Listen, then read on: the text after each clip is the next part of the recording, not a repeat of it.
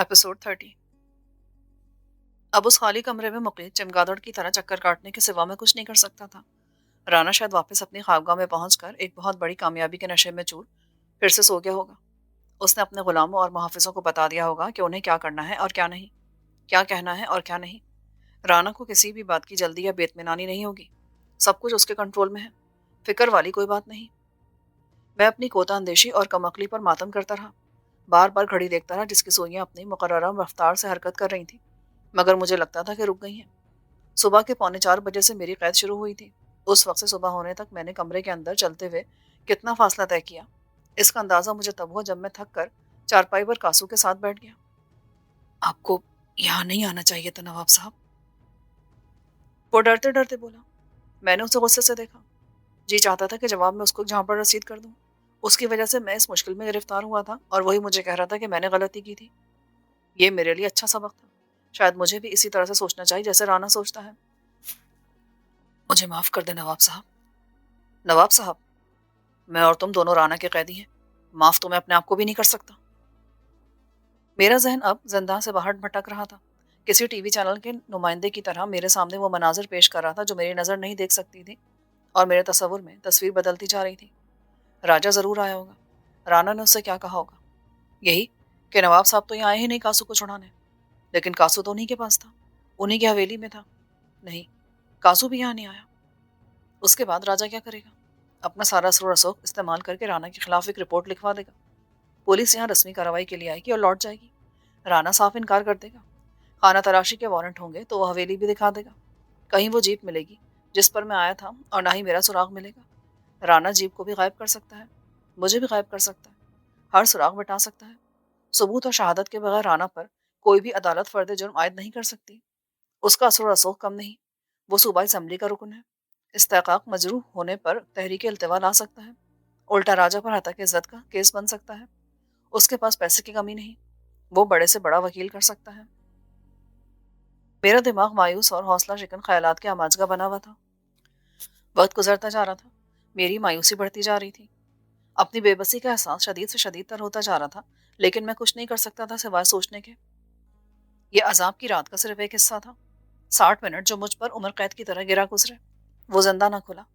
मेरी उम्मीद जवाब देने लगी। क्या मैं यहाँ इसी तरह भूखा प्यासा मर जाऊंगा, पागल होकर? नहीं, ऐसा कैसे हो सकता है? मेरे खुदा, मुझे किसी गुनाह की ऐसी सजा नहीं देना। और उसी लम्हे वो मुआवजा ज़हूर में आया जिस पर मेरा एतकाद ना था, या था तो बहुत कमज़ोर था। बाहर भारी कदमों की चाप सुनाई दी। फिर किसी ने बंद दरवाज़ा खोल दिया। 2 मुसल्ला गार्ड्स अंदर आए। राना उनके पीछे था। एक लम्हे के लिए मुझे यूं लगा जैसे ये नज़र का धोखा है या फरेब है। लेकिन राना अपने होठों पर वही तंजिया, फातिहाना और अय्यार मुस्कुराहट सजा अंदर आया तो मुझे एहसास हुआ कि मैं भी कासू की तरह दहशतज़दा खड़ा हूँ, और मेरे आसाब पर मुसलत हो जाने वाला अंदेशों का दबाव मेरी सूरत से आया हो रहा है। राना आगे आके मुस्कुराने लगा। क्या बात है नवाब साहब, आपकी तबीयत तो ठीक है ना? मैं चौंका। मुझे मजीद खिफत हुई कि इस तरह से मैंने राना पर अपनी एक कमजोरी का राज अयां कर दिया। मैंने अपने आप पर काबू पाकर कहा, यह दरवाजा बाहर से बंद क्यों था? लो जी, हमने तो आपको तखलिया फराम किया था। सबको ताकीद कर दी थी कि कोई इधर ना है। नवाब साहब अकेले में कासू से बात करना चाहते हैं। मैंने दिल ही दिल में अल्लाह का शुक्र अदा किया कि मेरे अंदेशे दुरुस्त साबित होने की नौबत नहीं आई। जो मैंने सोचा था वो हकीकत का रूप भी धार सकता था, और अगर ऐसा नहीं हुआ था तो इसकी भी जरूर कोई वजह थी। क्या कासू आपके साथ जाने पर राजी हो गया नवाब साहब? मैंने खतरे की हदूद से बाहर निकलने तक राना को सख्त जवाब देने से गुरेज किया और सिर्फ नफी में सर हिला दिया। जो शख्स जहनी तौर पर मर चुका हो और जिस्मानी तौर पर गुलाम हो, उससे कुछ भी नहीं समझाया जा सकता।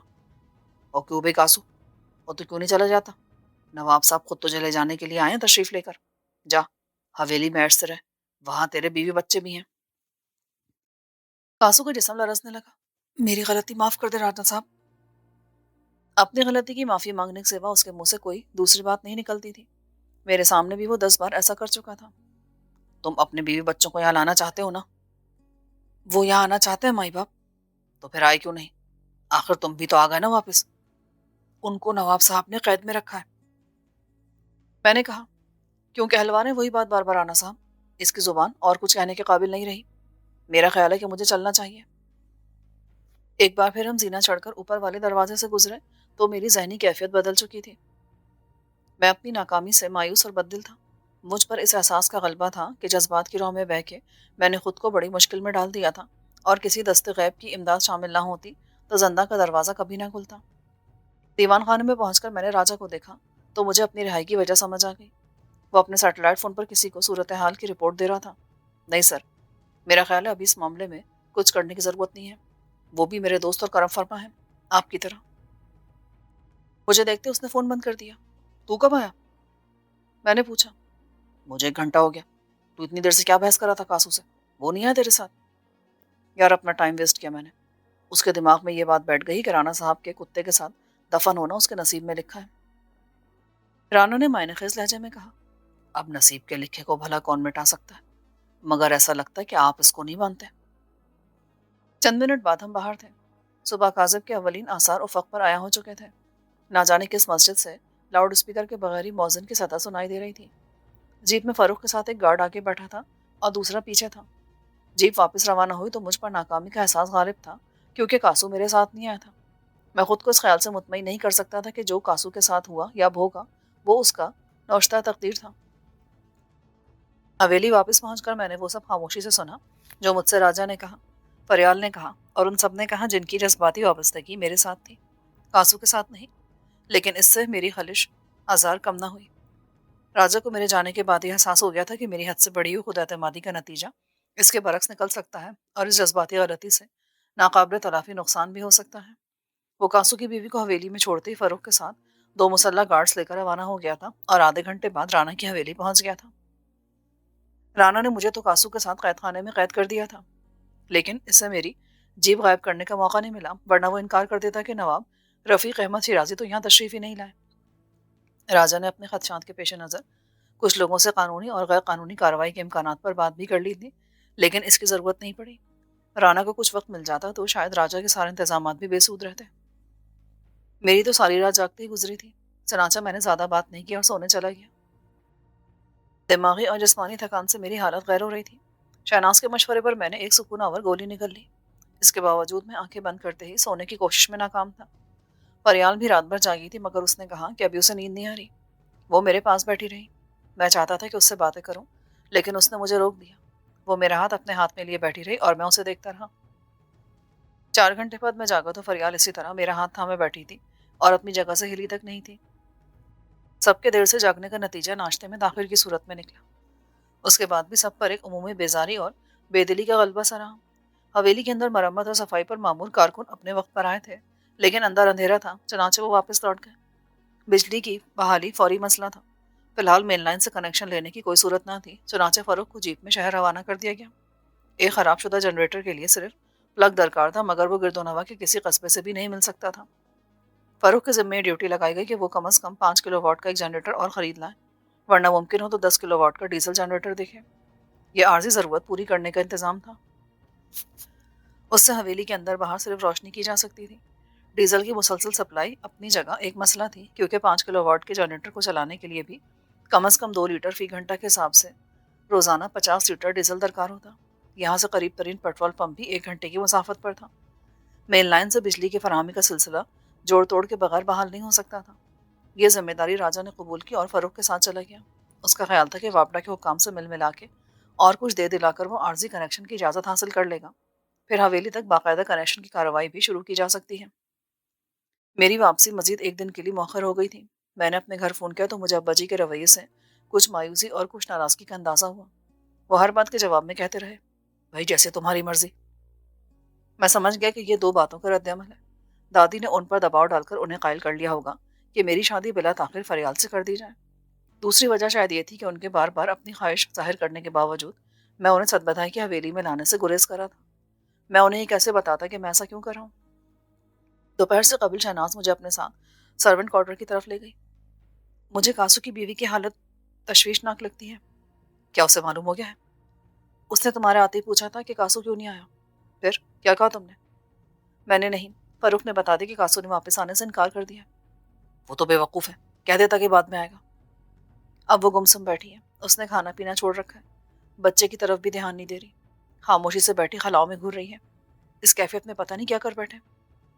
तुम डॉक्टर हो, कुछ करो। मैं क्या करूं? وہ نہ گولی کھاتی ہے نہ انجیکشن لگوانے پر راضی ہے، زبردستی کرنا پڑے گی۔ کاسو کی بیوی نیم تاریک کمرے کے فرش پر ساکت بیٹھی تھی، بچہ قریبی فرش پر لیٹا انگوٹھا چوس رہا تھا۔ میں اس کے پاس بیٹھ گیا۔ دیکھو، کاسو آ جائے گا چند دن بعد، اس نے وعدہ کیا ہے۔ اس کی آنکھوں میں ایک عجیب سی چمک پیدا ہوئی۔ میں ان نظروں کی تاب نہ لا سکا، ان میں غصے اور نفرت کی آگ دہک رہی تھی۔ جھوٹ مت بولو نواب صاحب، مجھے معلوم ہے کہ وہ نہیں آ سکتا۔ میں نے اسے بہت سمجھایا تھا، جو بیوی کا کچھ نہ سمجھے، بیٹے کو کچھ نہ سمجھے، وہ تمہاری بات کیا سمجھے گا۔ میں نے تو اس سے کہا تھا کہ چلو ہم حویلی سے بھی نکل جاتے ہیں، کہیں چلے جاتے ہیں، مگر اس میں اتنی ہمت ہی نہیں تھی۔ وہ بھاگ گیا اپنی قبر میں دفن ہونے کے لیے، کاسو کتے کے ساتھ۔ دیکھو، یہ قربانی بھی تو اس نے تمہارے لیے دی ہے نا، اپنی جان دینا اتنا آسان نہیں ہوتا۔ نہیں جی، یہ تو بہت آسان ہے، آدمی منہ چھپانے کے لیے دنیا ہی چھوڑ دے، یہ تو میں بھی کر سکتی ہوں۔ آج مر جاؤں اگر اس بچے کا خیال نہ ہو۔ اسے خیال ہوتا کہ بعد میں بیوی بچوں پر کیا گزرے گی تو ہمیں چھوڑ کر جاتا۔ وہ لڑتا ہمارے لیے، مقابلہ کرتا، ہر مشکل کا مقابلہ کرتا، پھر مارا جاتا تو میں سمجھتی کہ اس نے ہمارے لیے جان کی بازی لگا دی۔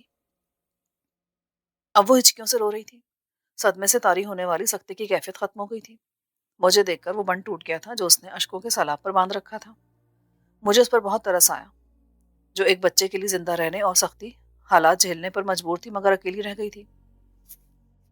میں نے کاسو کی بیوی کو یقین دلایا کہ حویلی میں اسے مکمل تحفظ فراہم کیا جائے گا اور ہر سہولت حاصل رہے گی۔ اس کے بچے کی پرورش کی ساری ذمہ داری اب میری ہے۔ لیکن ان باتوں سے اس عورت کے آنسو کیسے تھم سکتے تھے جسے شوہر بیوگی کا تحفہ دے کر چلا گیا ہو؟ میں اٹھنے ہی والا تھا کہ فاطمہ نے جھک کر میرے کان میں سرگوشی کی۔ نواب صاحب، آپ سے کوئی ملنے آیا، باہر کھڑا ہے۔ میں نے گارڈ سے پوچھا تو اس نے بھی لالمی کا اظہار کیا۔ سر، وہ نام نہیں بتاتا، کہتا صرف نواب صاحب سے بات کروں گا۔ میرا خیال تھا کہ میں اسے اندر بلا لوں۔ وہ عام دیہاتی تھا جس نے خود کو سوتی کیس میں اس طرح لپیٹ رکھا تھا کہ آنکھوں کے سوا اس کا سارا چہرہ چھپ گیا تھا۔ فریال نے سخت ناراضگی کا اظہار کیا۔ یوں ہر آدمی منہ اٹھا کر اندر آ جائے تو پھر دروازہ بند رکھنے کی ضرورت کیا ہے؟ گارڈ کو بھی ہٹا دو۔ بھائی مجھے تو وہ کوئی غریب ضرورت مند لگتا ہے، اور اگر اس نے چادر کے اندر سے دستی بم نکال لیا پھر؟ یعنی وہ خود کش حملہ آور بھی ہو سکتا ہے۔ اوہ، یہ تو میں نے سوچا ہی نہیں تھا۔ خیر، میں محتاط رہوں گا۔ نہیں، گارڈ سے کہو پہلے اس کی تلاشی لیں، بلکہ میں خود کہہ دیتی ہوں کہ آئندہ کسی اجنبی کو تلاشی کے بغیر اندر نہ آنے دیں۔ ارے یار، اللہ پر بھروسہ رکھو، کمال کرتے ہو تم بھی۔ معلوم نہیں کون تھا جس نے اندر آ کر جنریٹر خراب کر دیا۔ اللہ پر بھروسہ رکھنے کا مطلب یہ کیسے ہوا کہ آنکھیں بند کر کے چلو سڑک کے بیچ میں؟ گارڈ تھوڑی دیر بعد متاحش چہرے کے ساتھ نمودار ہوا۔ سر، وہ کہتا ہے نواب صاحب کو بولو شامی ملنا چاہتا ہے۔ کون شامی؟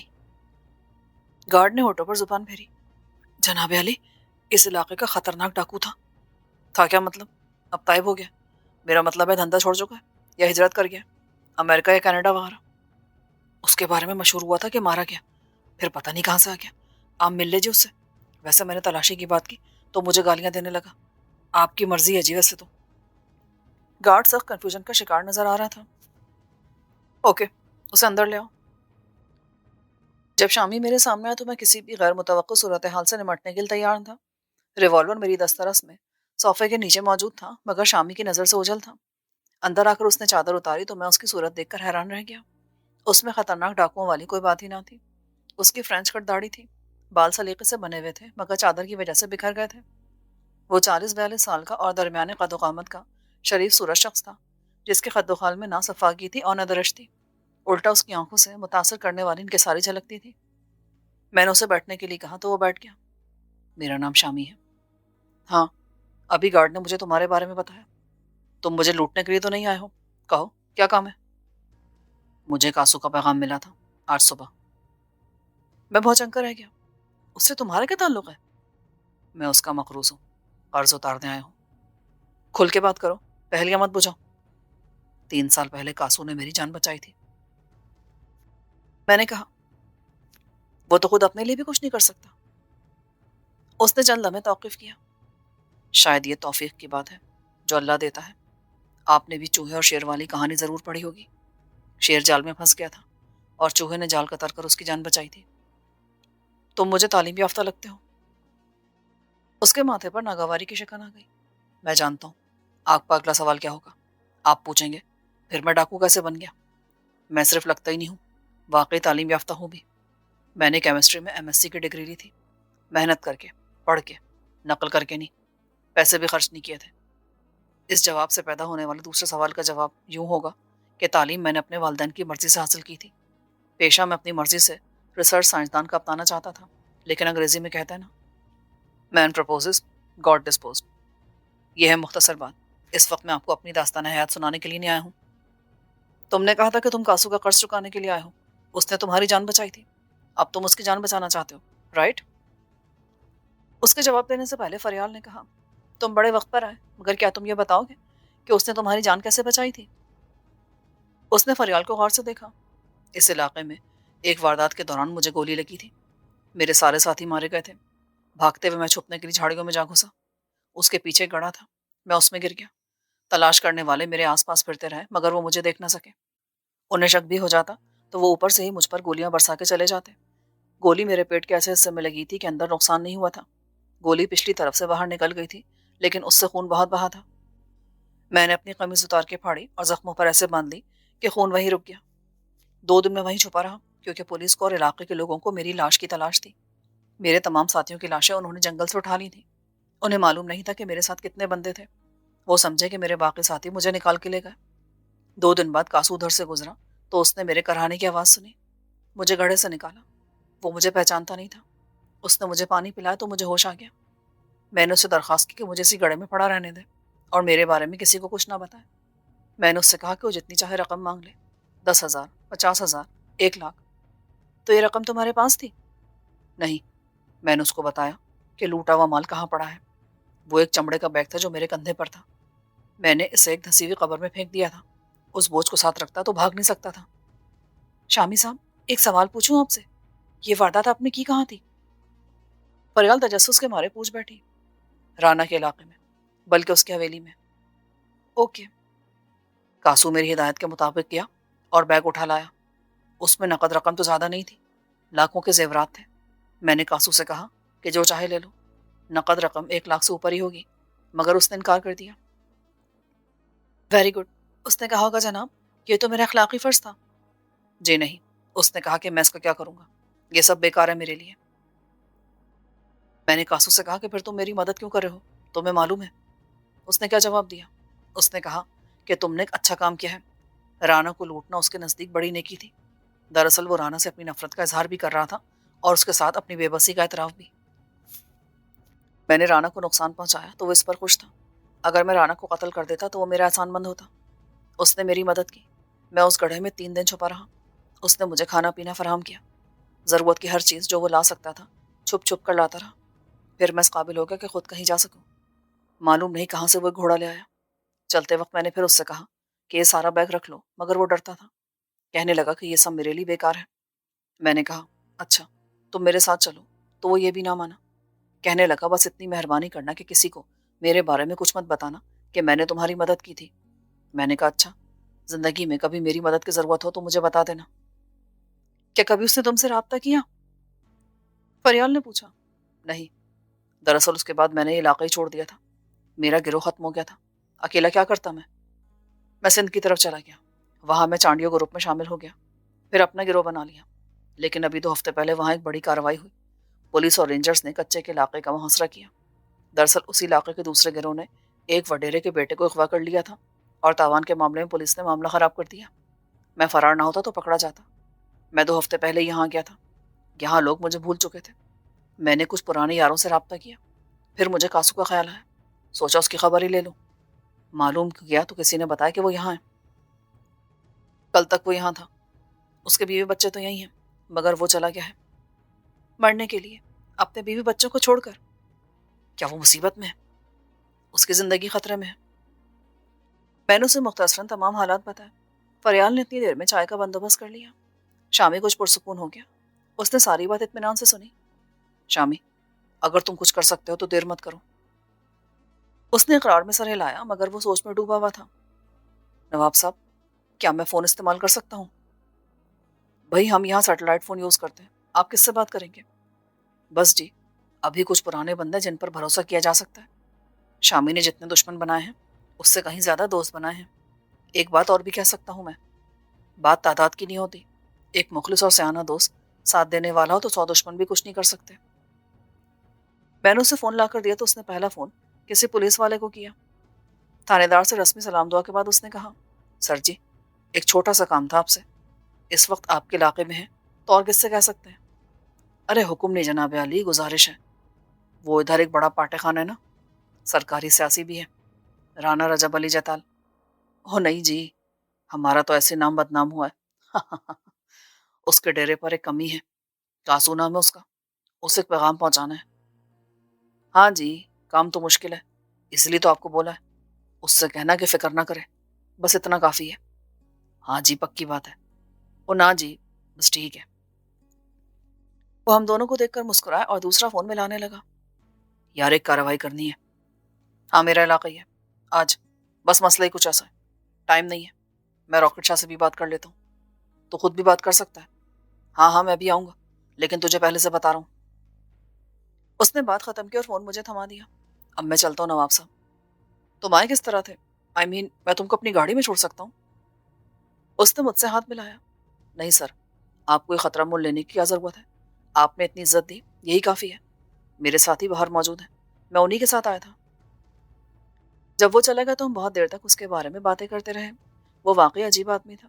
فریال اس سے متاثر بھی ہوئی تھی اور اس پر افسوس بھی کر رہی تھی۔ شام سے پہلے راجا اور فروخ لوٹ آئے۔ ان کے ساتھ 10 کلو واٹ کا ڈیزل جنریٹر بھی تھا جسے وہ ایک ٹرک پر لوڈ کرا کے لائے تھے۔ کمپنی نے اسے لگانے کے لیے اپنا ایک انجینئر بھی بھیجا تھا۔ راجا نے اس کے لیے ڈیزل کی فراہمی کا انتظام بھی کر لیا تھا۔ دینا کے کسی ڈرائیور نے ہر روز 100 لیٹر ڈیزل اپنی سوزوکی پک اپ پر سپلائی کرنے کا ٹھیکہ لے لیا تھا۔ تاہم یہ انتظام صرف حویلی کی ضروریات پوری کرتا تھا۔ یہاں گیس نہیں تھی، چنانچہ سارے کام بجلی سے ہوتے تھے۔ اس میں کھانا پکانا بھی شامل تھا۔ ترقیاتی کام کرنے کے لیے جتنی مقدار میں بجلی درکار تھی، اس کے لیے پورا پاور ہاؤس درکار تھا، لیکن پاور ہاؤس لگانا اور چلانا آسان کام نہیں تھا۔ راجا نے واپڈا کے کچھ اہلکاروں سے بات کی تھی، لیکن ان کا کہنا تھا کہ پہلے نواب رفیق احمد شیرازی کو اپنے خلاف قانونی معاملہ طے کرنا چاہیے۔ وہ کیس اعلیٰ حکام ختم کر سکتے ہیں، اس کے بعد پاور سپلائی کا مرحلہ آسانی سے طے ہو جائے گا۔ راجا کا خیال تھا کہ رانا نے ان لوگوں کو پہلے سے خرید رکھا تھا، ورنہ وہ اس لہجے میں بات نہ کرتے۔ رانا پوری کوشش کرے گا کہ ہمیں کنیکشن نہ ملے، وہ اپنے رکن اسمبلی ہونے کا فائدہ اٹھائے گا۔ اس کے اشارے پر کوئی رکن وقفہ سوالات میں پوچھ سکتا ہے کہ سدبدھائی میں غیر قانونی کنیکشن دینے والوں اور لینے والوں کے خلاف کیا کارروائی ہوئی۔ وہ کسی ممبر واپڈا یا خود پانی یا بجلی کے وزیر سے بھی بات کر سکتا ہے۔ ابھی ہم اسی صورتحال پر بات کر رہے تھے کہ مجھے گارڈ نے کسی ملاقاتی کے آنے کی خبر بڑے ہی پراسرار انداز میں دی۔ نواب صاحب، وہ ایک جھلا فقیر ہے۔ کیا چاہتا ہے یار؟ کچھ دے دلا کر رخصت کرو اسے۔ یہ ہر ملاقاتی کا بتانے مجھے کیوں آ جاتے ہو تم؟ نہیں جناب، یہ بات نہیں ہے، دراصل وہ پولیس کا مخبر ہے۔ اچھا ہے تو پھر میں کیوں ملوں اس سے؟ سر جی وہ آپ کو کچھ بتانا چاہتا ہے۔ اوکے، آنے دو اسے۔ پریال نے ٹوکا، کوئی ضرورت نہیں اسے اندر لانے کی، باہر جا کر پوچھ لو کیا کہنا چاہتا ہے وہ۔ بات معقول تھی۔ میں گیٹ تک گیا۔ اس وقت تک باہر اندھیرا پھیل گیا تھا۔ مجھے اپنے سامنے ایک لمبا تڑنگا شخص نظر آیا جس نے چیتڑوں کا لباس پہن رکھا تھا۔ اس کا سر منڈا ہوا تھا اور داڑھی اتنی گھنی تھی کہ پورے سینے پر پھیلی ہوئی تھی۔ مجھے دیکھ کر وہ بڑی تیزی سے حرکت میں آیا۔ اس نے کوئی چیز میری طرف پھینکی۔ میں ایک دم جھکا۔ خود کو بچانے کے لیے میں جھکا اور سنبھلنے کی کوشش میں گرتے گرتے بچا۔ اس دیوانے یا مجذوب کے ہاتھ میں کچھ بھی نہ تھا۔ اس نے قہقہ لگایا۔ ڈر گیا، ڈر گیا، سورما ہوا سے ڈر گیا، نواب ایک فقیر سے ڈر گیا۔ بند کرو اپنا ڈرامہ اور دفع ہو جاؤ یہاں سے۔ اونچا مت بول، مت بول فقیر سے اونچا۔ سنتری، دیکھو اسے، کچھ دے دلا کے رخصت کرو۔ رک جا، تو کیا بھول گیا؟ بول۔ میں رک گیا اور سوالیہ نظروں سے اس کی طرف دیکھنے لگا۔ تو بھول گیا، ایک فقیر پہلے بھی یہاں آیا تھا، اس دروازے پر۔ میرے ذہن کو ایک جھٹکا سا لگا۔ یاد کر، جب وہ گیا تھا تو کتنے گئے تھے؟ یہ میرے خاندان کی گزشتہ صدی کا ایک تاریخی حوالہ تھا۔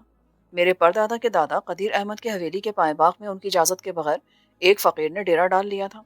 انہوں نے اپنے 7 بیٹوں کو حکم دیا تھا کہ اسے اٹھا کر باہر پھینک دیا جائے، مگر اس سے پہلے کہ وہ جوان کڑیات بدلن والے اس فقیر کے خستہ تن کو ہاتھ لگاتے، اس نے کہا، ہم تو ایسے چلے جائیں گے، مگر تیرے بھی سب جائیں گے۔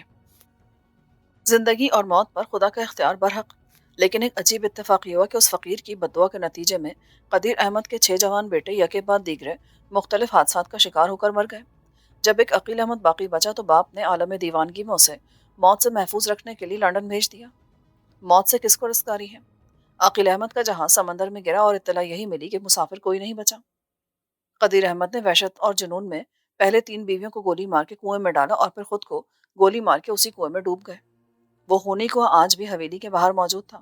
وہیں اس فقیر کا مزار تھا اور سرہانے کی طرف قدیر احمد کے 6 بیٹوں کی قبریں تھیں۔ سمندر میں گرنے والے جہاز کے واحد بچ جانے والے مسافر میرے دادا عقیل احمد تھے۔ اس معجزے سے قدرت نے یہ ثبوت فراہم کر دیا تھا کہ قادر مطلق صرف خدا کی ذات ہے۔ عقیل احمد 35 سال لندن میں خود سے بے خبر ذہنی اور جسمانی طور پر مفلوج پڑے رہے۔ پھر دوسرا معجزہ رونما ہوا۔ وہ ہوش میں آ گئے اور مرنے سے پہلے انہوں نے میرا پتہ چلا کے صد بدائی کی ساری جائیداد اور جاگیر میرے حوالے کر دی۔ اب وہ لندن کی خاک میں آسودہ تھے۔ اس فقیر کی بات نے میرے غرور پر ضرب کاری لگائی تھی۔ فقیر کی بددعا سے منسوب روایت پرانے لوگوں سے نسل در نسل منتقل ہو کے اس فقیر تک پہنچی ہوگی۔ اسے یہ بھی معلوم ہو گیا تھا کہ میں اسی قدیر احمد کا پڑ پوتا ہوں۔ اس نے مجھے یاد دلایا کہ لہجے کی رونت اور انداز تکبر نے اس حویلی اور جاگیر کے ایک پرانے مالک کو کیسے عبرت آموز انجام سے دوچار کیا تھا۔ میں کمزور عقیدے کا یا توہم پرست آدمی نہیں ہوں۔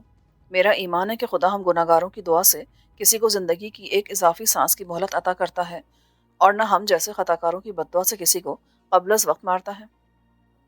اس کے باوجود میری طرف انگلی اٹھا کے اس خراب حال فقیر نے بآواز بلند مجھے ٹوکا تو میں ڈر گیا، لیکن صرف ایک لمحے کے لیے۔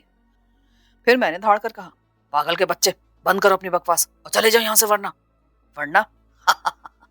ورنہ کیا ہوگا نواب صاحب؟ تو مجھے توپ داغے گا۔ جناب عالی، میری بات سنیں 1 منٹ کے لیے، میرے گارڈ نے آہستہ سے کہا۔ وہ مجھے کچھ دور لے گیا۔ تم جانتے ہو اسے؟ ہاں جی، یہ بڑا اللہ لوگ ہے جی۔ یہ کچھ نہیں ہے، پاگل ہے جو کھلا پھر رہا ہے۔ نہیں سر جی، ایسا مت کہیں، گناہ ہوتا ہے۔ گارڈ نے خوفزدہ لہجے میں کہا، شٹ اپ۔ گناہ کرتے ہیں تم جیسے کم عقل اور جاہل لوگ جو یہ سمجھتے ہیں نعوذ باللہ کہ صد بدائی میں بھٹکنے والے مقبوط الحواس شخص خدا کا مشور خصوصی ہے، اللہ سے پوچھ کر فیصلے کرتا ہے کہ بندوں کے ساتھ دنیا میں کیا کرنا ہے، کیسے عزت دینی ہے، کیسے ذلت۔ غلطی ہو گئی جناب۔ تم اسے اللہ لوگ بھی سمجھتے ہو اور پولیس کا مخبر بھی بتاتے ہو، ایسے دھوکے بازوں کے لیے میرا وقت کیوں ضائع کرتے ہو؟ فقیر نے شاید یہ بات سن لی تھی، اس کا لہجہ بدل گیا۔ اللہ تیری حکمرانی قائم رکھے سخی داتا، کیا فقیر تیرے در سے صرف گالیاں کھا کے جائے گا؟ گارڈ، یہ غالباً بھوکا ہے، اسے کھانا کھلوا دو۔ پھر میں نے ایک 100 کا نوٹ بھی دیا، یہ دے دینا اسے۔ جی جناب عالی، اور دیکھو تم اس بات کا خیال رکھو کہ میں ہر اہل غیرے سے نہیں مل سکتا۔ جی جناب عالی، اس نے سپاٹ لہجے میں کہا۔ صاف نظر آتا تھا کہ فقیر کے ساتھ میرے رویے کو اس نے پسند نہیں کیا تھا۔ وہ ان پڑھ دیہاتی آدمی تھا، اس کی پرورش اسی ماحول میں ہوئی تھی جو بیک وقت غربت اور جہالت کے چنگل میں گرفتار تھا۔ میں نے دوستانہ انداز میں گارڈ کے کندھے پر ہاتھ رکھا۔ تم عجیب سیکیورٹی گارڈ ہو، کبھی کسی ڈاکو سے ڈر جاتے ہو، کبھی کسی فقیر سے۔ بھائی بندے کو صرف خدا سے ڈرنا چاہیے۔ جی جناب عالی، گارڈ نے کہا تو میں اندر آ گیا۔ ابھی مجھے اندر آئے تھوڑی ہی دیر ہوئی تھی کہ گارڈ دوبارہ نمودار ہوا۔ نواب صاحب، جب وہ چلا گیا تو میں نے دیکھا یہ پڑا تھا وہاں۔ اس نے میری طرف کاغذ کا پرزہ بڑھایا، اس پر پینسل سے ٹیڑھے میڑھے حروف میں ایک جملہ لکھا تھا، کاسو کو آج وہیں دفن کر دیا جائے گا، مغرب کے بعد۔ فریال نے میری صورت کے تاثرات دیکھتے ہوئے وہ کاغذ مجھ سے لے لیا جو شاید کوڑے کچرے میں سے اٹھا لیا گیا تھا۔ تم کیوں کھڑے ہو، جاؤ، فریال نے گارڈ سے کہا تو وہ فوراً پلٹ گیا۔ وہ واقعی پولیس کا مخبر تھا۔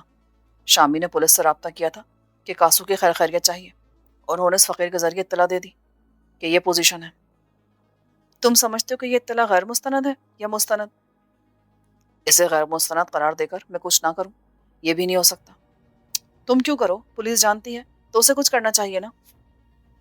یہی تو المیہ ہے، جس کا کام ہے وہ نہیں کرے گا۔ انجام سب کو نظر آ رہا ہے، انجام پر بحث بھی سب کر رہے ہیں، مگر انجام سے بچنے کے لیے کوئی بھی کچھ نہیں کر رہا۔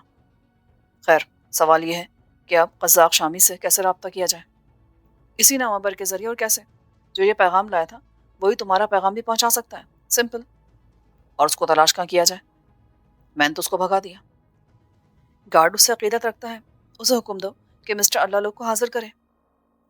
یہ طریقہ مؤثر ثابت ہوا۔ میں نے اسی کاغذ پر فریال سے لکھوایا، شامی شام سے پہلے ملے، اور یہ جوابی تار اپنے گارڈ کے حوالے کر دیا کہ اللہ لوگ مذکور کو تلاش کر کے پیغام اسے پہنچا دے۔ فریال نے پوچھا، تم اس کا ٹھکانہ معلوم ہے؟ نہیں جی، وہ اپنی من مرضی کا مالک ہے، جہاں جی چاہے گھومتا رہتا ہے۔ تم ایسا کرو، اسے ڈھونڈو، جا کے تلاش کرو، وہ مل جائے گا کہیں نہ کہیں۔ گارڈ نے اقرار کیا کہ ایسا ہو سکتا ہے، لیکن اس کی ڈیوٹی کا کیا بنے گا؟ ایسے میں تو کوئی بھی اندر آ جائے گا۔ جب تم ڈیوٹی پر تھے تب بھی یہی صورتحال تھی، جاؤ تم۔ گارڈ چلا گیا تو میری بے چینی بڑھ گئی۔ وقت بہت کم تھا، مغرب کے بعد سے کچھ واضح نہیں ہوتا تھا، وہی کا مطلب بھی میرے سوا کوئی نہیں جان سکتا تھا۔ میں اور فریال بیٹھ کر موجودہ صورتحال پر تبادلہ خیال کرنے لگے۔ اتنے میں ریشم کمرے میں آ گئی۔ کسی حساب کتاب میں مصروف شہناز اپنے کمرے سے نکلی تو بدحواسی میں اندر آتی ریشم سے ٹکرا گئی۔ شہناز نے اسے پکڑ لیا۔ کیا ہوا ریشم؟ کوئی بھوت دیکھ لیا کیا؟ ریشم کی انگلی باہر کی طرف اٹھی۔ وہ جی ڈاکٹر صاحب، شی ڈیڈ، کاسو وائف، کاسو کی بیوی مر گئی؟ فریال چلائی۔ کیسے مر گئی؟ شہناز نے ریشم کو جھنجھوڑا۔ نو نو، وہ اس نے خود کو پھانسی لگا لی تھی، ماں نے دیکھ لیا، وہ بچ گئی۔ حد کرتی ہو ریشم، اپنی غلط انگلش سے تم نے تو اس کو مار ہی دیا تھا۔ شہناز نے ناراضگی سے کہا۔ ہم سب سرونٹ کوارٹر کی طرف بھاگے۔ ریشم کی رپورٹ غلط نہ تھی۔ مایوسی، دکھ اور پریشانی کی انتہا کو پہنچ کے کاسو کی بیوی نے بھی وہی قدم اٹھایا تھا جس پر وہ کاسو کو برا بھلا کہہ چکی تھی۔ یہ اتفاق تھا کہ کسی بچے نے اسے درخت پر چڑھتے دیکھ لیا تھا۔ اوپر جا کے وہ رسی کا پھندا گلے میں ڈالتی اور کود پڑتی، مگر اس سے پہلے اکبر خان کا بیٹا کبیر خان دوڑ پڑا۔ وہ نہ ہوتا تو عورتیں شور مچانے کے سوا کچھ نہ کر پاتی۔ کاسو کی بیوی کو اندازہ ہو گیا تھا کہ راز افشا ہو گیا ہے۔ اس نے جلدی سے رسی کا پھندا ٹھیک سے نہیں باندھا اور چھلانگ لگا دی۔ رسی کچھ لمبی رہ گئی اور وہ زمین پر گری۔ کبیر خان اسے کیچ نہ کر سکا۔ اگر رسی چھوٹی ہوتی تو وہ اپنے ہی وزن کے جھٹکے سے کاسو کی بیوی کی گردن ٹوٹ جاتی۔ نیچے گرنے سے اس کو چوٹ ضرور آئی مگر وہ بچ گئی۔ شہناز کے کہنے پر کبیر خان اسے اٹھا کر اندر لے گیا۔ اس نے مزاحمت نہیں کی۔ وہ چلا چلا کر بین کرتی رہی اور اس کے اندر کی بے بسی آنسوؤں میں ڈھل کر بہتی رہی۔ اس کیفیت میں جب اس کا دماغ کام ہی نہیں کر رہا تھا، اسے کچھ سمجھانے کی کوشش کرنا بھی فضول ہوتا۔ شہناز نے اس کی مرہم پٹی کی اور ہر ممکن تسلی دی، پھر اسے سکون بخش انجیکشن لگا دیا اور وہ اپنے بچے کو سینے سے لگا کر روتے روتے قنوت کی طرف بڑھی اور پھر سو گئی۔ شہناز نے بچے کو ایک عورت کے حوالے کیا اور تاکید کی کہ اس کی ماں کو کسی صورت نہ جگایا جائے۔ باہر آ کر اس نے افسوس سے سر ہلایا۔ اس طرح انجیکشن لگا لگا کر ہم اسے کب تک سلا سکتے ہیں؟ ہاں، وہ ہوش میں آتی پھر اس پاگل پن کا مظاہرہ کرے گی۔ فریال نے بھی شہناز سے اتفاق کیا۔ میرا نہیں خیال کیا ویسا ہوگا۔ اس کے اندر جو آتش فشاں مدت سے پک رہا تھا وہ پھٹ گیا۔ شکر ہے کہ اس سے کوئی ناقابل تلافی نقصان نہیں ہوا۔ اندر کی آگ سر تو نہیں پڑی، لیکن اب وہ کچھ پرسکون ہو جائے گی اور اپنے دماغ سے بھی کام لینے کے قابل ہو جائے گی۔ فریال نے کہا، اگر کاسو کو واپس لانے کی کوشش کامیاب ہوتی ہے تو ان دونوں کو راتوں رات یہاں سے رخصت کر دینا چاہیے۔ یہ تو طے ہے، لیکن اس کی بازیابی کے لیے آپ کوئی کارنامہ سر انجام نہیں دیں گے، کسی بھی مہم میں شامل نہیں ہوں گے، سن لیا آپ نے؟ یس سر۔ میں نے فریال کو سلوٹ کیا۔ ہم سب کی زندگی کا آخر ایک یہی مقصد نہیں رہ گیا؟ یس سر۔ اگر کاسو نہیں آتا تب بھی اس کی بیوی کو یہاں رکھنے کی مستقل پریشانی ہوگی، اسے بھیج دو کہیں بھی۔ یس سر۔ میں نے تیسرا سلوٹ مارا۔ راجہ اور فروخت نے بڑی محنت سے جنریٹر لگوا کے سٹارٹ کرا دیا تھا۔ حویلی کی روشنی واپس آ گئی تھی۔ الیکٹرک اپلائنسز جو کچن میں استعمال ہوتے تھے پھر سے کارآمد ہو گئے تھے اور فاطمہ کو لکڑیاں جلا کے کھانا پکانے کی مشکل سے نجات حاصل ہو گئی تھی۔ کمپنی کی طرف سے جو انجینئر یہ جنریٹر لگا کر چلانے آیا تھا وہ اب فارغ تھا اور اب اس کی واپسی کا مرحلہ درپیش تھا۔ اگر ڈیزل سپلائی کرنے والی گاڑی نہ آتی تو کسی کو اسے چھوڑنے وین تک ضرور جانا پڑتا۔ ایک بار اندر کے کسی چھپے ہوئے دشمن کے ہاتھوں جنریٹر خراب ہو چکا تھا۔ دوسری مرتبہ یہ بڑا جنریٹر لگایا تو وہیں گیا تھا، مگر اس دروازے کو لاک کر دیا گیا تھا جس سے گزر کر جنریٹر تک پہنچا جا سکتا تھا۔ اپنے طور پر فروخت اور راجہ نے طے کیا تھا کہ وہ دن میں کام کرنے والے کاریگروں پر بھی نظر رکھیں گے اور ان پر بھی جو کسی وجہ کے بغیر حویلی میں پائے گئے۔ سرونٹ کوارٹرز کے بہت سے مکین خود کو حویلی کا باسی سمجھتے تھے اور بلا روک ٹوک آنے جانے کی سہولت سے فائدہ اٹھاتے تھے۔ مجھے اس گارڈ کی واپسی کا انتظار تھا جو کاسو کے بارے میں ایک اطلاع لایا تھا اور پولیس کا مخبر سمجھا گیا تھا۔ اگر یہ اطلاع خود پولیس نے فراہم کی تھی کہ کاسو کو مغرب کے بعد کتے کے ساتھ گاڑ دیا جائے گا تو یہ انتہائی دکھ اور افسوس کی بات تھی کہ پولیس اس سفاکانہ قتل کو روکنے کی کوئی کوشش نہیں کر رہی تھی۔ وہ رانا کے نمک خوار تھے اور قانون کی عملداری قائم کرنے کے لیے اس کے خلاف کارروائی کا سوچ بھی نہیں سکتے تھے۔